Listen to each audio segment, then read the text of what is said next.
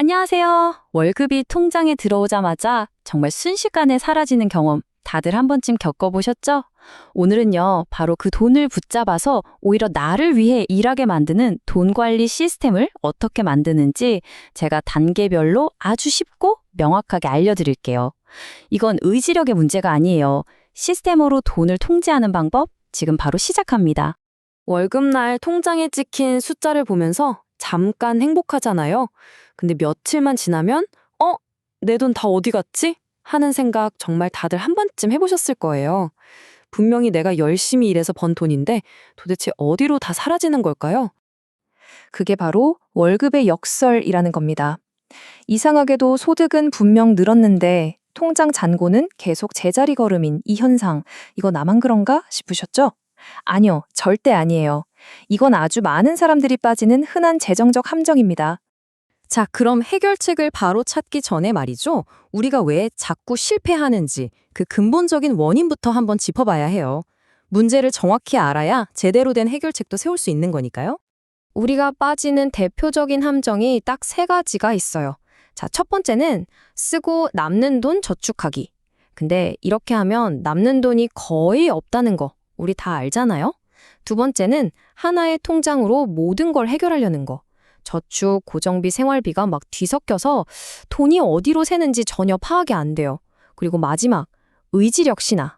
아껴 써야지. 이 다짐, 스트레스 받는 날밤에 시키는 치킨 한 마리 앞에서 얼마나 속수무책으로 무너집니까? 맞아요. 핵심은 월급 액수가 아니에요. 바로 돈을 다루는 순서를 바꾸는 거죠.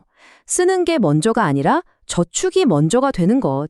이 간단한 관점의 전환이 정말 모든 것을 바꿉니다. 자, 그럼 이제 해결책으로 한번 넘어가 볼까요?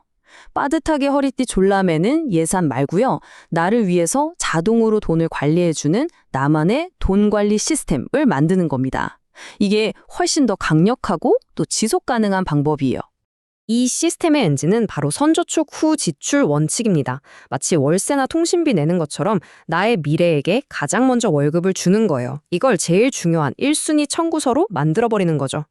핵심은 내가 고민할 필요도 없이 월급이 들어오자마자 자동으로 빠져나가게 만드는 겁니다. 자, 이게 바로 월급날 우리가 실행해야 할 3단계 자동화 시스템입니다. 1단계.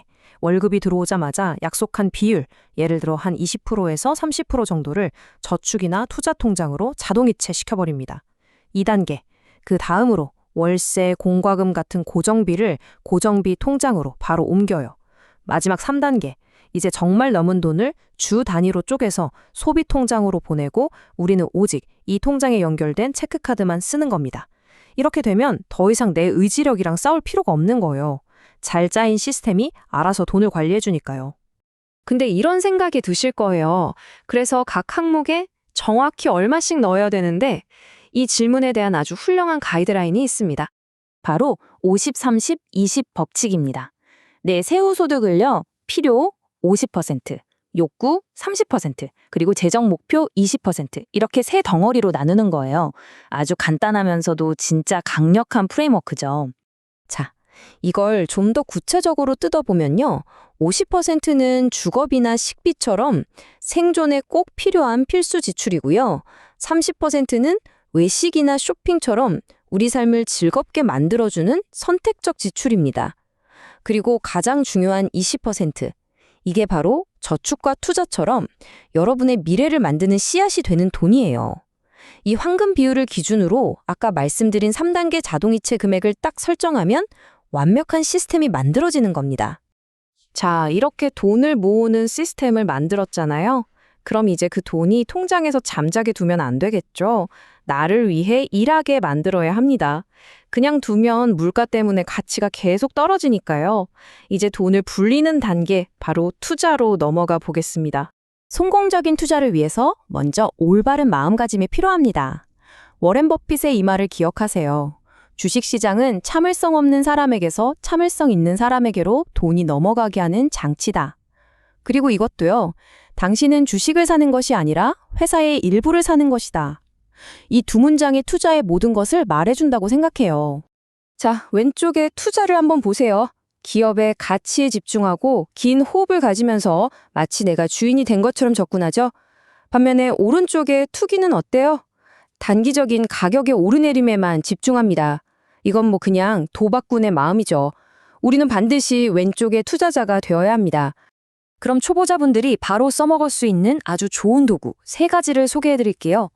첫째, ETF. 이건 여러 좋은 주식들을 한 바구니에 담아놓은 상품이라고 생각하시면 돼요.